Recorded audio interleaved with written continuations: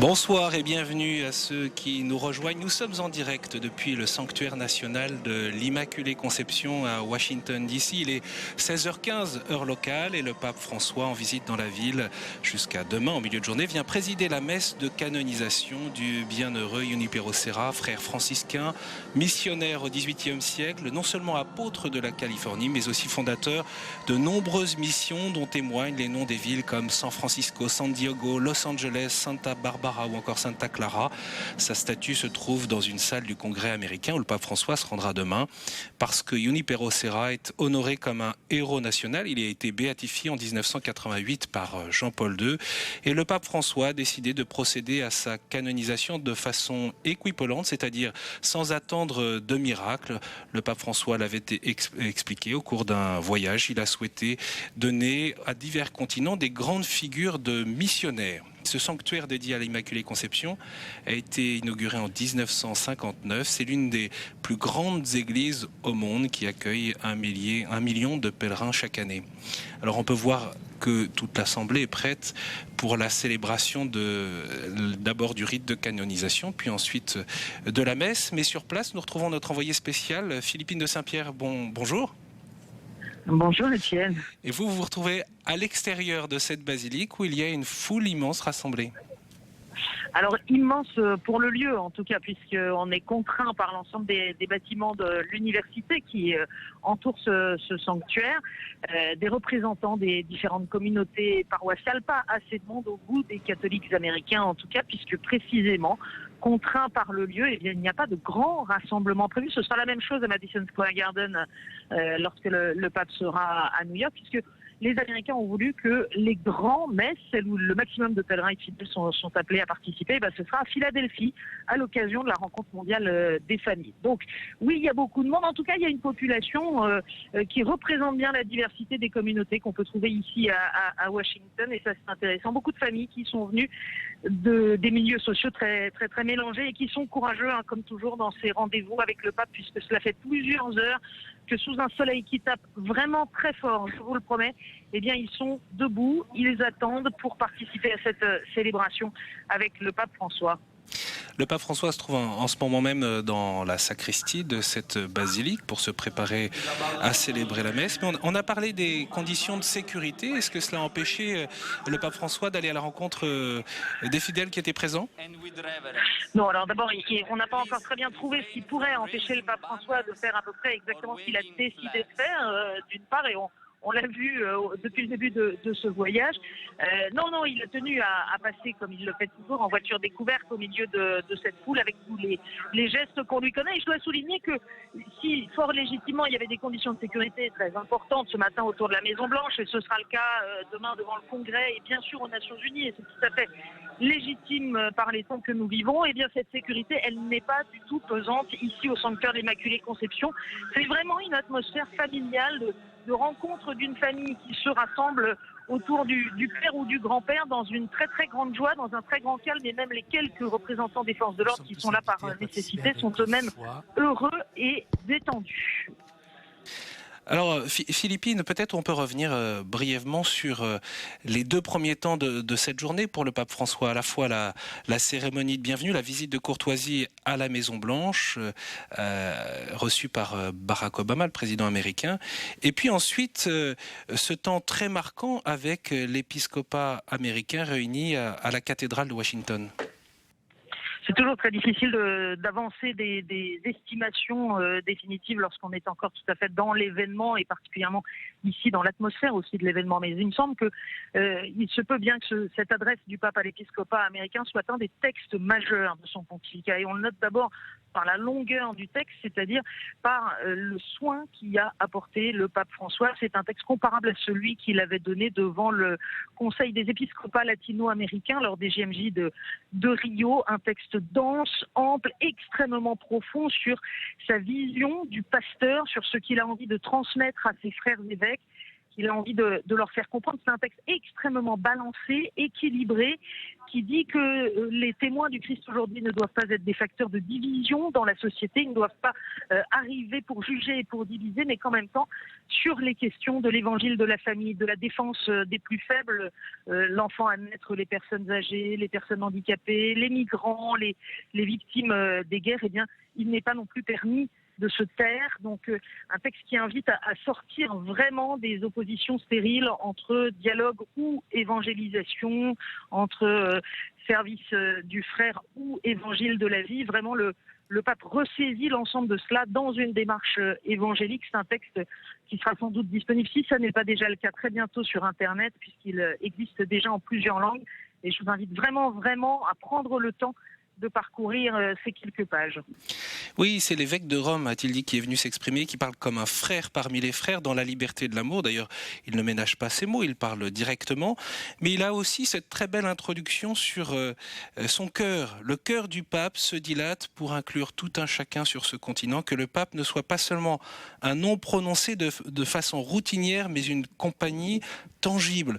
Et il y a cette très très belle image de la main. Le pape a dit, voilà, le pape pose lui aussi sur votre main la sienne, vieille et rugueuse, mais encore capable de soutenir et d'encourager. Finalement, c'est un pape qui vient dire aussi qu'il aime l'Amérique. Oui, alors d'abord, c'est un frère et un père qui vient dire à un épiscopat très profondément divisé, dans lequel il y a des disputes âpres et rugueuses, elles aussi, qu'il a ce ministère d'unité, qu'il les aime tous, qu'il les accueille tous. Et c'est important, alors que l'on sait qu'une partie des évêques américains, ou plus exactement quelques évêques américains, eux, ne ménagent pas leurs critiques sur ce pontificat. Donc vraiment le service de ce ministère d'unité du successeur de Pierre. Et puis alors plus largement, mais c'était vrai aussi dans son adresse ce matin devant le président Obama à la Maison Blanche, le pape François qui reste fidèle à sa manière d'être au monde. Il arrive ici aux États-Unis d'Amérique. On pourrait penser qu'il n'a pas une immense affection pour ce pays, pour ce qu'il représente, pour les inégalités de sa société, pour son modèle économique, etc. Eh bien, il manifeste au contraire une très grande amitié, une très grande bienveillance, une envie de rencontrer cette grande nation et de saluer ce qu'il y a de beau et de grand dans son histoire pour l'inviter à aller encore plus loin. Et vraiment, ce pape qui finalement montre depuis quelques heures à Washington qu'il aime les États-Unis d'Amérique, comme il a pu montrer qu'il aimait les Cubains dans les jours précédents. Merci beaucoup Philippine de Saint-Pierre. Je rappelle que vous êtes envoyée spéciale et vous nous parliez à l'instant depuis l'extérieur du sanctuaire national dédié à l'Immaculée Conception. Nous allons vivre la canonisation de Junipero Serra, suivie de la messe. Le pape François entre donc maintenant en procession dans cette immense basilique.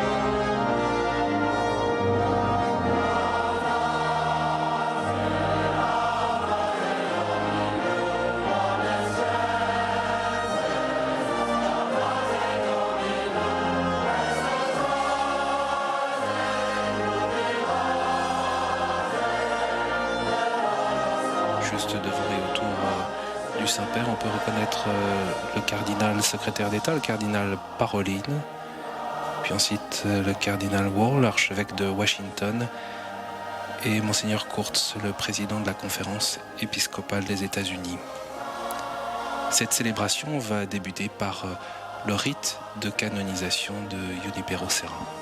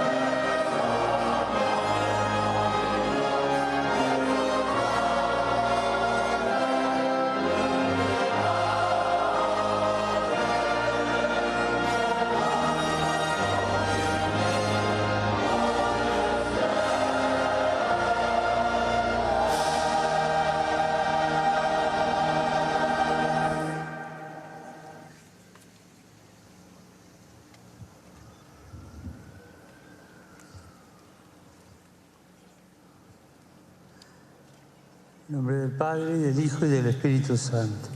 Amén. La paz esté con nosotros.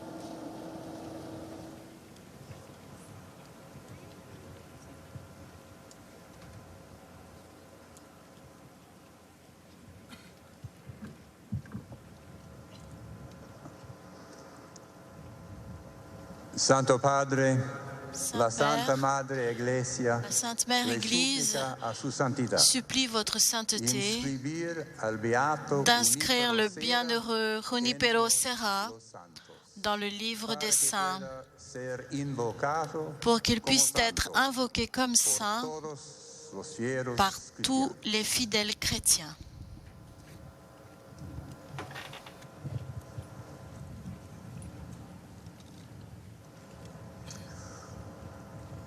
Junipero Serra nació en Petra, Mallorca, Junipero Serra en 1713. naquit à Petra, Majorque, en Ingresó en 1713. la Orden de los Franciscanos Il rentra dans les ordres des franciscains quand il était y se jeune ordenó et fut ordonné de sacerdote prêtre en 1737. en 1737.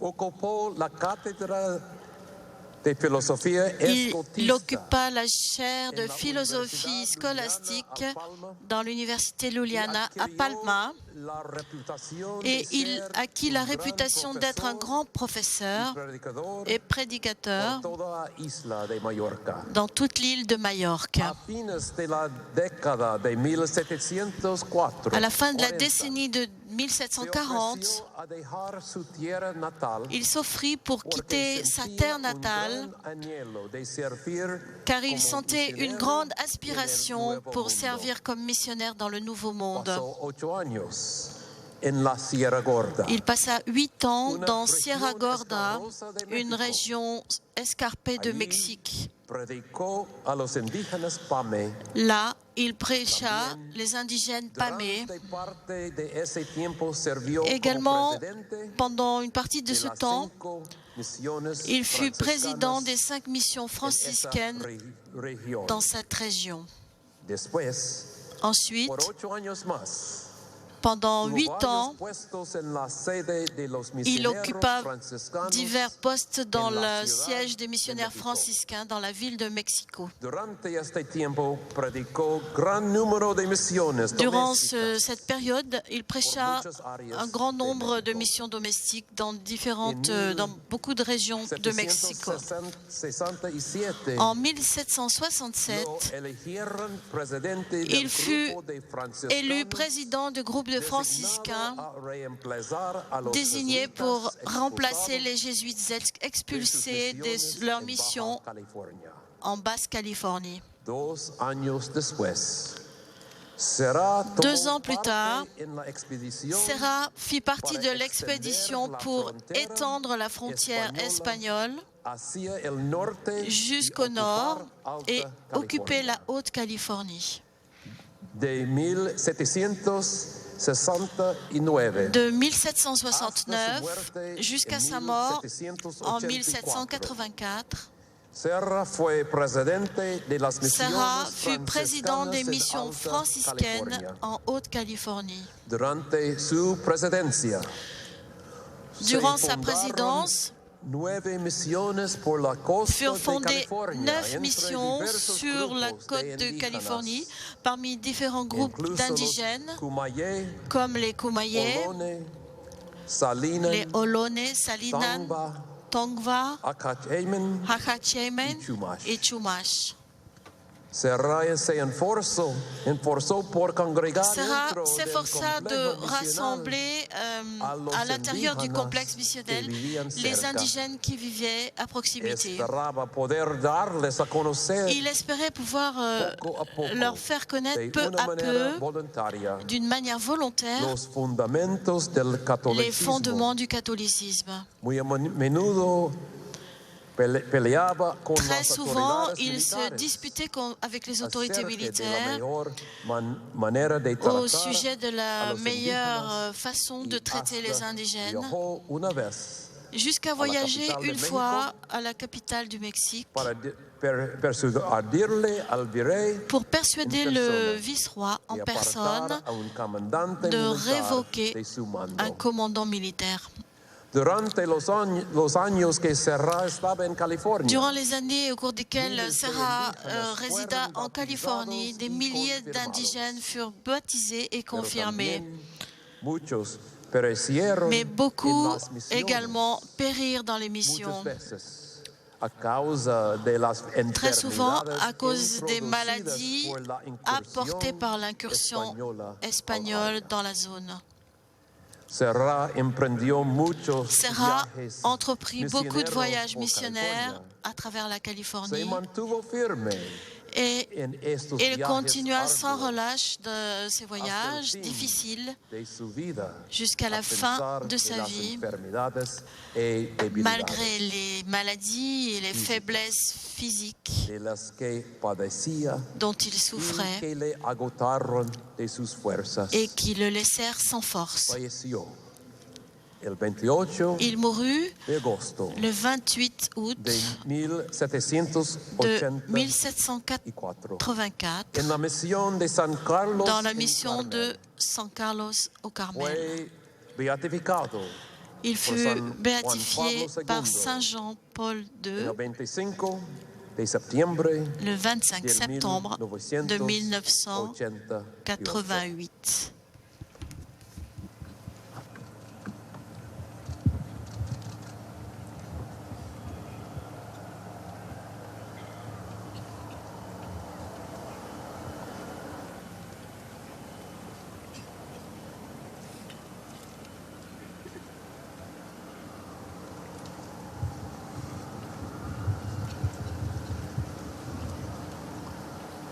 Fratelli carissimi, Dio Padre Onnipotenti, preces nostra per Gesù Cristo levemus, ubiate Maria Virginis, et Dominum Sanctorum Suorum intercessione, sua gratia sustiniet, ilco solenniter acturisumus.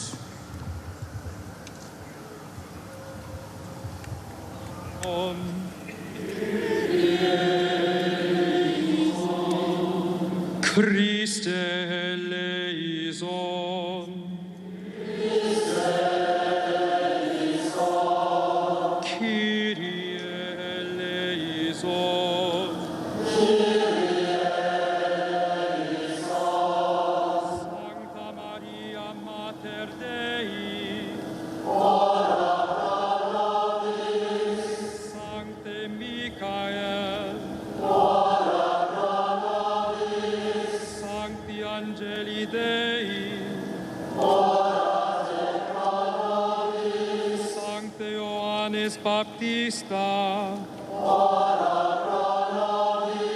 Sancte Iosef, Sancti Petre et Paule, Sancte Andrea, Sancte Johannes, Sancta Maria Magdalena, Sancte Stefane, Sancte Ignati Antiochene, Sancte Laurenti, Sancte Perpetua et Felicitas, Sancta Agnes, Sancte Gregori, Sancte Augustine, Sancte Athanasi, Sancte Basili, Sancte Martine, Sancte Benedicte, Sancti Francisce et Dominice, Sancte Francisce Xavier, Sancte Ioannes Maria Vianney, Sancta Catarina Senesis, Sancta Teresa de Avila, Sancte Ioannes Paule Secunde, Sancte Ioannes Vicensime Tertiae, ora pro nobis. Sancta Catarina Drexel, ora pro nobis. Sancta Francisca Saveria Cabrini, ora pro nobis. Sancta Elisabeth Anna Seaton, ora pro nobis. Sancte Ioannes Nepomucene Neumann, ora pro nobis. Sancta Catarina Tecaquitha, ora pro nobis. Sancta Rosa Filippina Duchesne, ora pro nobis. Sancte Andrea Besset, ora pro nobis. Sancte Damiane de Veuster, ora pro nobis. Sancte Petre Claver, ora pro nobis. Sancta Maria Anna Kopp, ora pro nobis. Sancte Josefe Maria Escriba de Belaguer, ora pro nobis. Sancta Theodora Queri, ora pro nobis.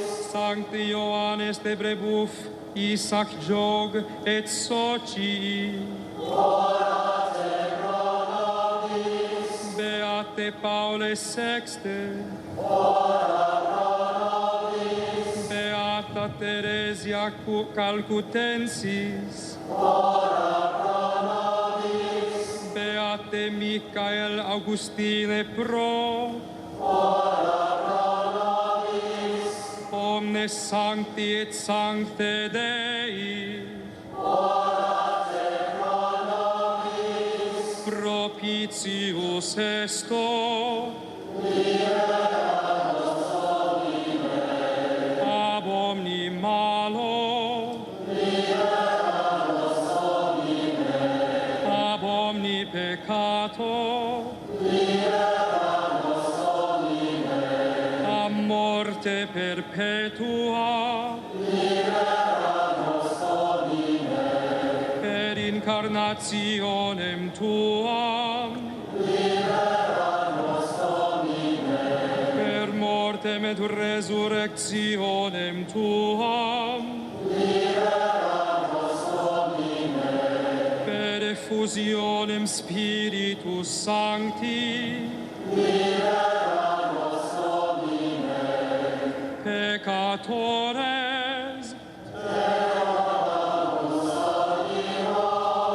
Iesu Filii Dei vivi, Christe audi nos, Christe exaudi nos,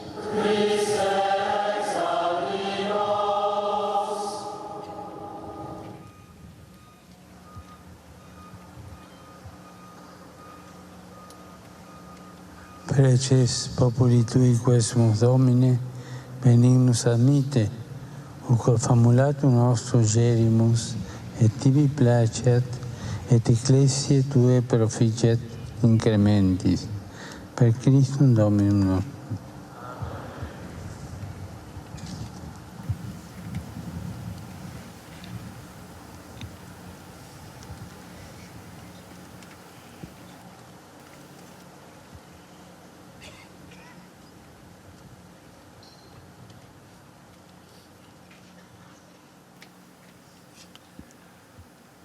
Le pape revêt la mitre et la crosse avant de prononcer la formule de canonisation. Ad honorem Sancte et individue Trinitatis, ad exaltationem fidei catholice et vitae Christianae incrementum, autoritate Domini nostri Iesu Christi, Beatorum Apostolorum Petri et Pauli ac nostra, matura deliberazione per habita, et divina opes sepius implorata, ac de plurimorum fratrum nostrorum consilio, Beatum Juniperum serra, sanctum esse decernimus et definimus, ac sanctorum catalogo ascribimus, statuentes eum in universa ecclesia, inter sanctos pia devocione recoli devere, in nomine Patris et Filii et Spiritus Sancti.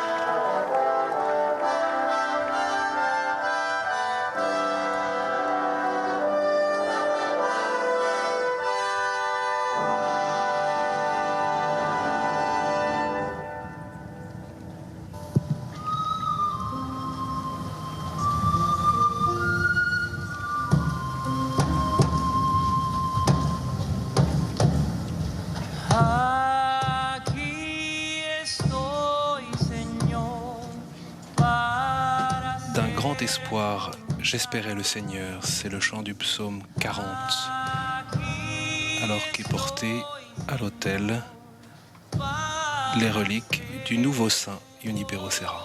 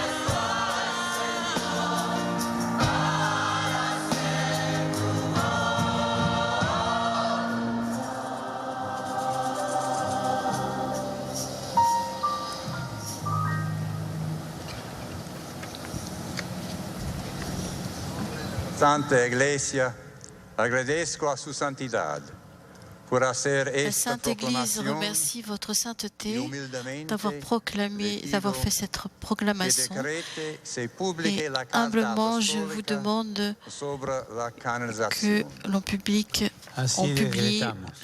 la lettre apostolique sur la canonisation.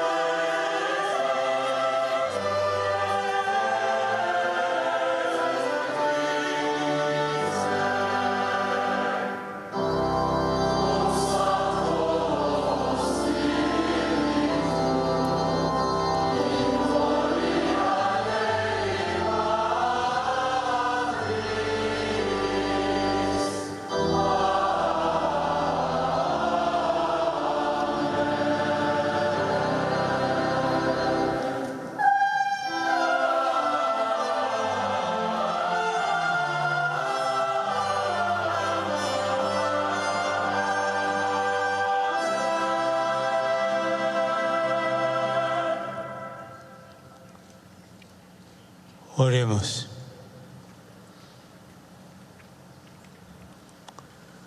Dios nuestro, por tu inefable misericordia, has querido agregar a la Iglesia a muchos pueblos de América. Notre Dieu, par ta miséricorde, tu as voulu unir à l'Église beaucoup de peuples d'Amérique par l'intermédiaire de Saint Junipero Serra.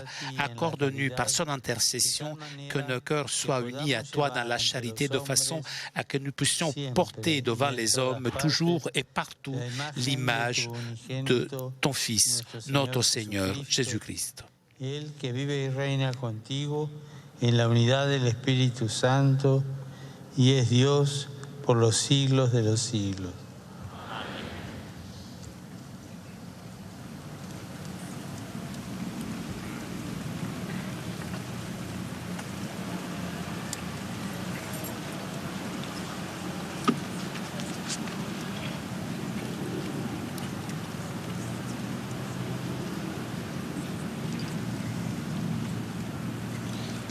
Nunusa ta erete hishmetz muekma yarakat Isaiah.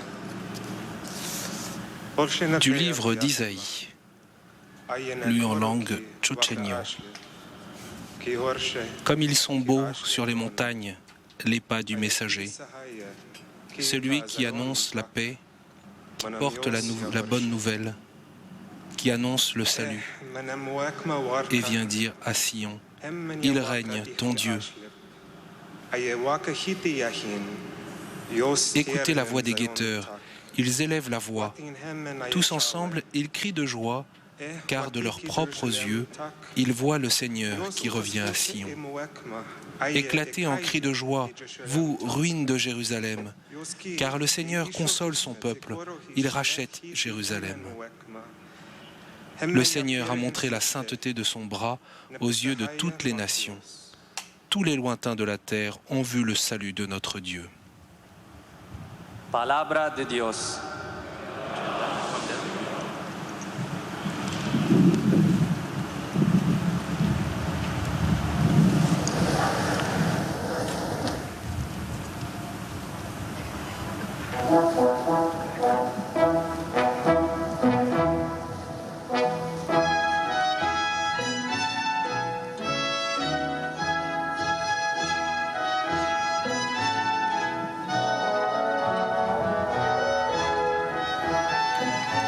Du psaume 96, nous chantons « Chantez au Seigneur un chant nouveau, chantez au Seigneur terre entière ».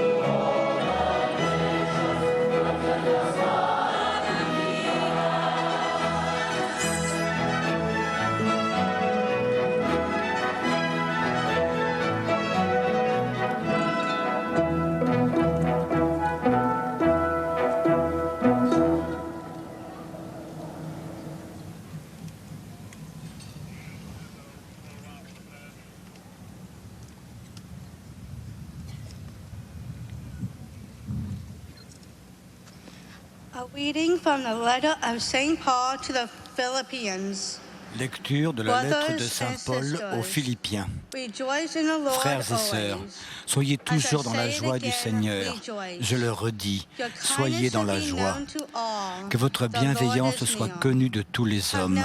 Le Seigneur est proche.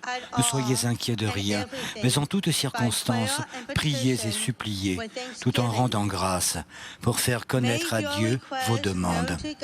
Et la paix de Dieu qui dépasse tout ce qu'on peut concevoir, gardera vos cœurs et vos pensées dans le Christ Jésus. Enfin, mes frères, tout ce qui est vrai et noble, tout ce qui est juste et pur, tout ce qui est digne d'être aimé et honoré, tout ce qui s'appelle vertu et qui mérite des éloges, tout cela, prenez-le en compte.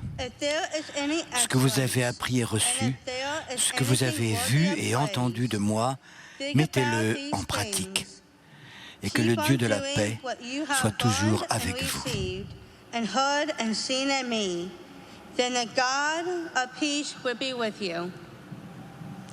Palabra de Dios. Parole de Dieu.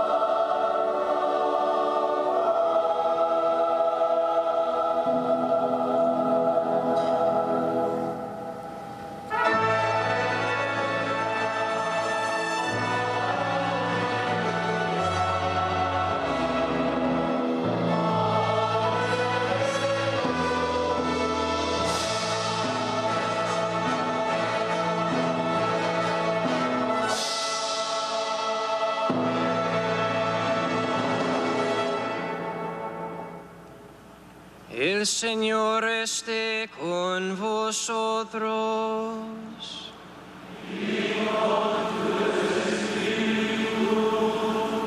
Lectura del Santo Evangelio según San Mateo.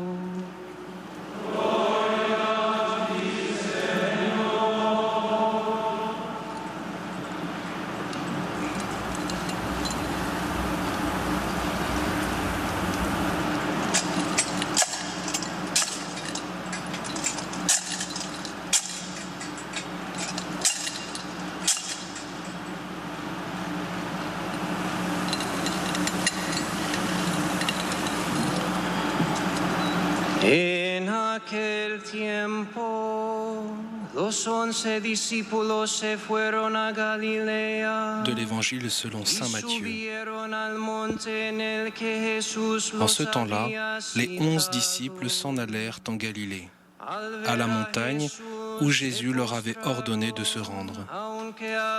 Quand ils le virent, ils se prosternèrent, mais certains eurent des doutes. Jésus s'approcha d'eux et leur adressa ces paroles. « Tout pouvoir m'a été donné au ciel et sur la terre. Allez, de toutes les nations, faites des disciples. Baptisez-les au nom du Père et du Fils et du Saint-Esprit. Apprenez-leur à observer tout ce que je vous ai commandé. Et moi, je suis avec vous tous les jours jusqu'à la fin du monde. »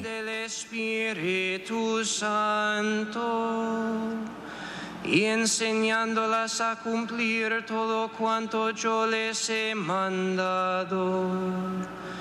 Y sepan que yo estaré con ustedes todos los días hasta el fin del mundo.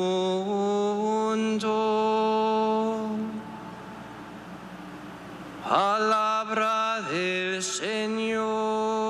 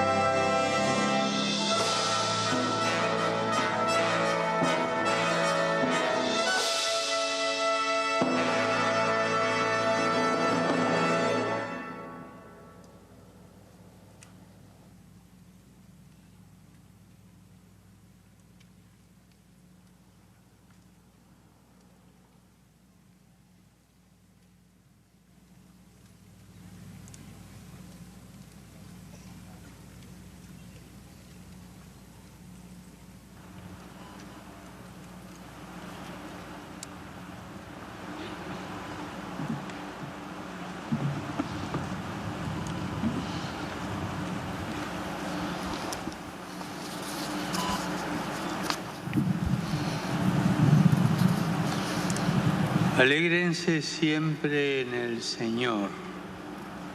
Repito, alegre. Réjouissez-vous toujours dans le Seigneur.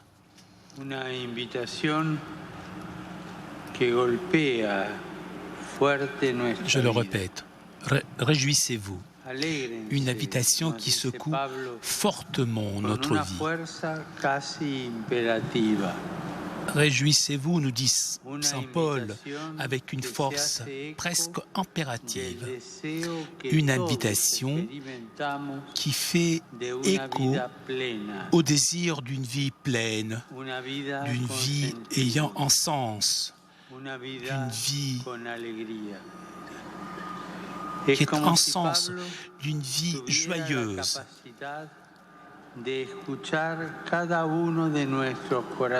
C'est comme si Paul avait la capacité d'entendre chacun de nos cœurs et prêter sa voix à ce que nous sentons, à ce que nous vivons.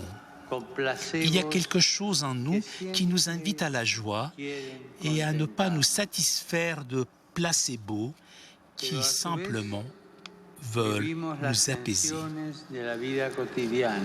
Mais d'autre part, nous vivons les tensions de la vie quotidienne. Les situations qui semblent remettre en cause cette invitation sont nombreuses. La dynamique même à laquelle souvent nous sommes soumis semble nous conduire à une résignation triste qui peu à peu se transforme en accoutumance avec une conséquence fatale, l'anesthésie du cœur. Voulons-nous, oui ou non, que la résignation soit le moteur de notre vie? Voulons-nous, oui ou non, que l'accoutumance s'empare de nos vies? Pour cela, nous pouvons nous demander comment faire pour que notre cœur ne s'anesthésie pas? Comment approfondir la joie de l'Évangile dans les différentes situations de notre vie? Jésus l'a dit aux disciples d'hier et il nous le dit aujourd'hui.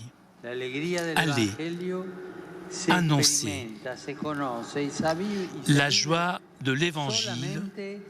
On l'expérimente, on la connaît et on la vit uniquement en la donnant,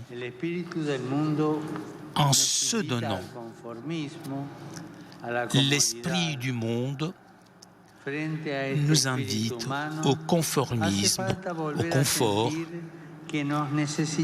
Face à cet esprit humain, il faut reprendre conscience que nous avons besoin les uns des autres, que nous avons une responsabilité vis-à-vis des autres et du monde.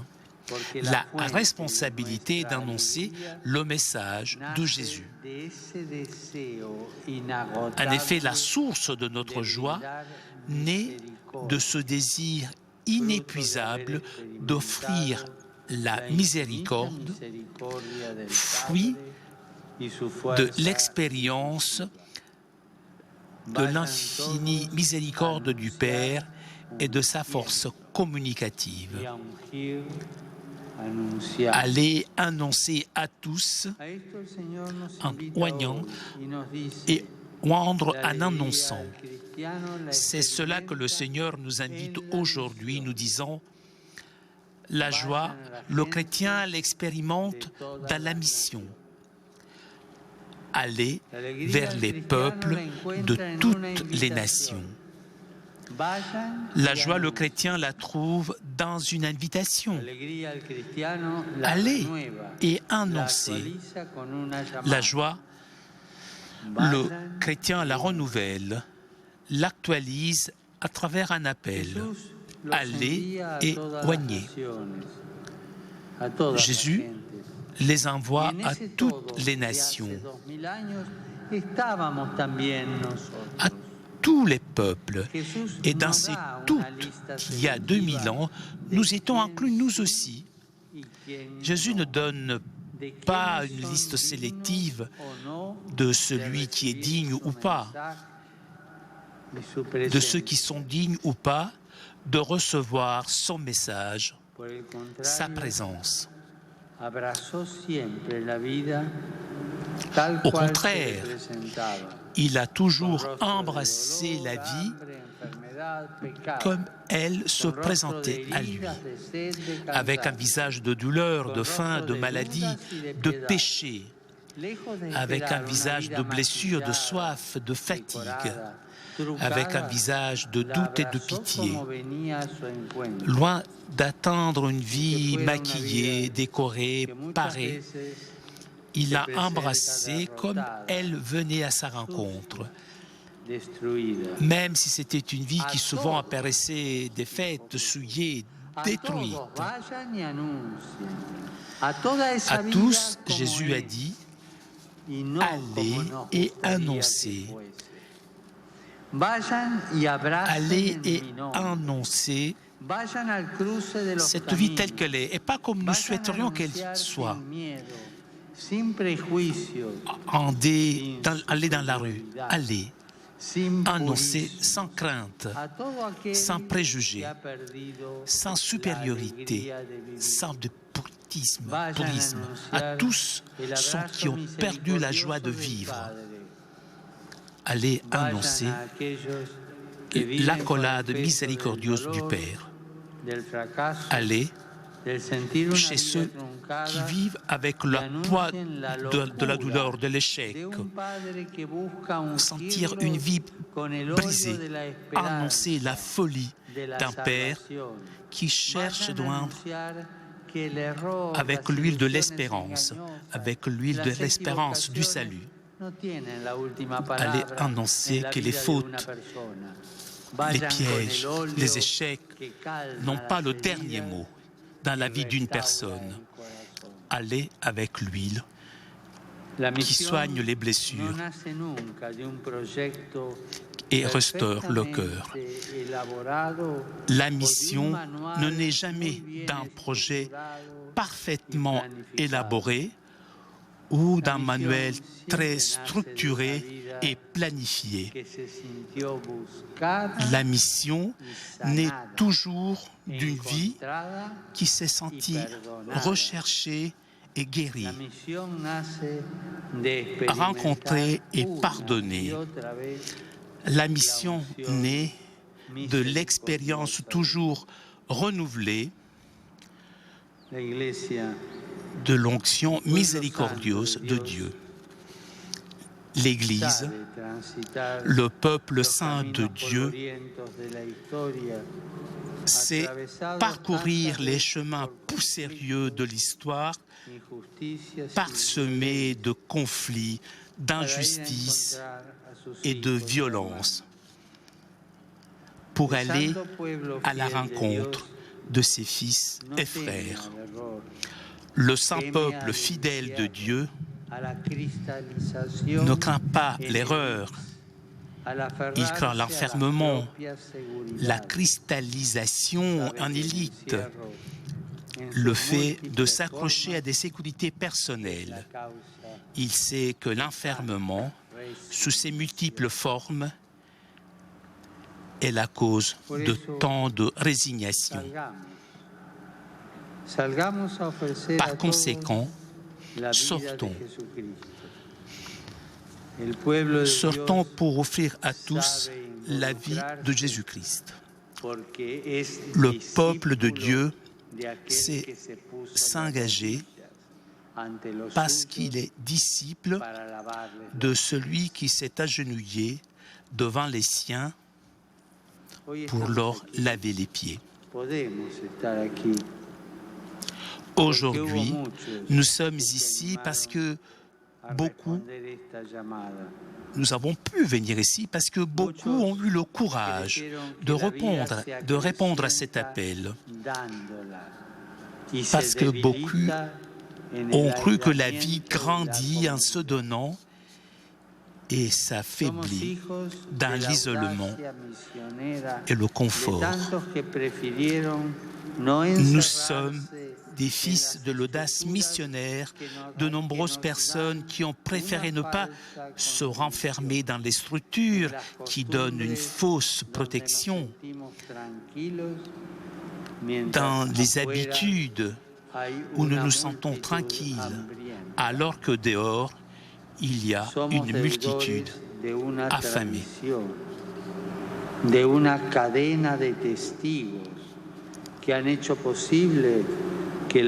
Nous sommes des débiteurs d'une tradition, d'une chaîne de témoins qui ont permis que la bonne nouvelle de l'Évangile continue d'être, de génération en génération, nouvelle et bonne.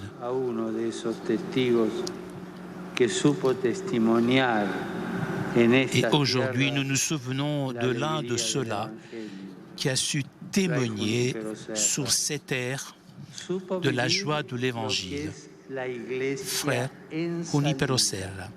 Il a su vivre ce qu'est l'Église en sortie, cette Église qui sait sortir et aller par les chemins pour partager la tendresse réconciliatrice de Dieu. Il a su quitter sa terre, ses coutumes. Il a eu le courage d'ouvrir des chemins. Il a su aller à la rencontre de tant de personnes en apprenant à respecter leurs coutumes et leurs particularités. Il a appris à porter la vie de Dieu et à l'accompagner dans les visages de ceux qu'il rencontrait en faisant d'eux ses frères. Junipero a cherché à défendre la dignité de la communauté autochtone en la protégeant de ceux qui avaient abusé d'elle. Des abus qui continuent aujourd'hui de susciter en nous un dégoût, notamment à raison de la douleur qu'ils causent dans la vie de nombreuses personnes. Il s'est donné une devise qui a guidé ses pas et modelé sa vie. Il a su dire, mais surtout il a su vivre en disant.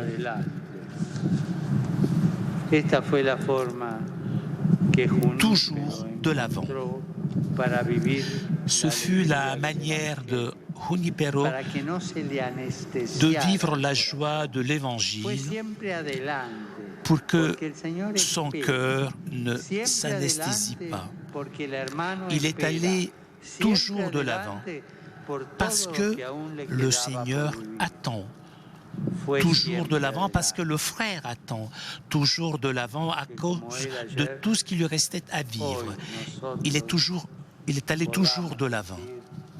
Et comme lui hier, aujourd'hui, nous pouvons dire toujours de l'avant.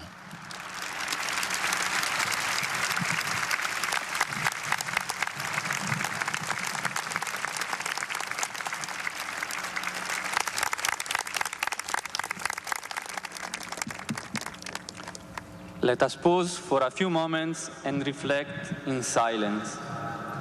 Meditate in silenzio. Rimaniamo alcuni istanti a meditare in silenzio. Tous les fidèles sont invités à méditer en silence la parole de Dieu et les paroles du Saint-Père.